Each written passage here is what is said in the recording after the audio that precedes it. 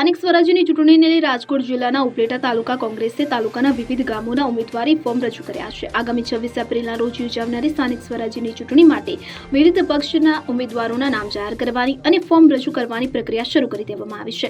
રાજકોટ જિલ્લાના ઉપલેટા તાલુકાની વિવિધ સીટો માટે કોંગ્રેસ પાર્ટી દ્વારા ઉમેદવારી ફોર્મ રજૂ કરવાની પ્રક્રિયા શરૂ કરી દેવામાં આવી રહી છે, જેમાં તાલુકાની સીટો માટે અરણી, પ્રાંસલા, મેરવદર, ડુમિયાણી, વારજા, જારિયા સહિતના ફોર્મ રજૂ કરવામાં આવ્યા હતા અને જિલ્લા પંચાયત સીટ માટે ડુમિયાણી બેઠકનું ફોર્મ પણ રજૂ કરી ઉમેદવારી જાહેર કરી હતી.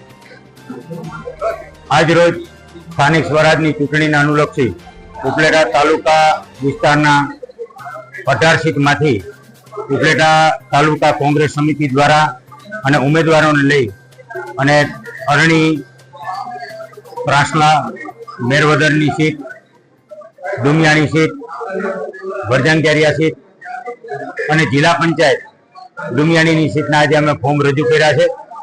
ખૂબ મોટી સંખ્યાની અંદર કાર્યકર્તાઓ અને આગેવાનો દ્વારા આ ફોર્મ રજૂ કરી કોંગ્રેસનો વિજય જ્વલંત બનાવવા માટે સૌ આગેવાનો અને કાર્યકર્તાઓએ કમર કસી છે. ત્યારે ખૂબ આશાવાદ છું કે આવનારી 26 તારીખના રોજ યોજાનાર ચૂંટણીની અંદર અમારા કોંગ્રેસ પાર્ટીના ઉમેદવારો જ્વલંત વિજય પાઠવશે. સરફરાઝ કોડી, ઉપલેટા. હવે જુઓ દેશ દુનિયાની તમામ ખબરો તમારી આંગળીના ટેરવે. ઉઠાવો મોબાઈલ અને ગૂગલ પ્લે સ્ટોર પરથી ડાઉનલોડ કરો અમારી CN24 ન્યૂઝ મોબાઈલ એપ.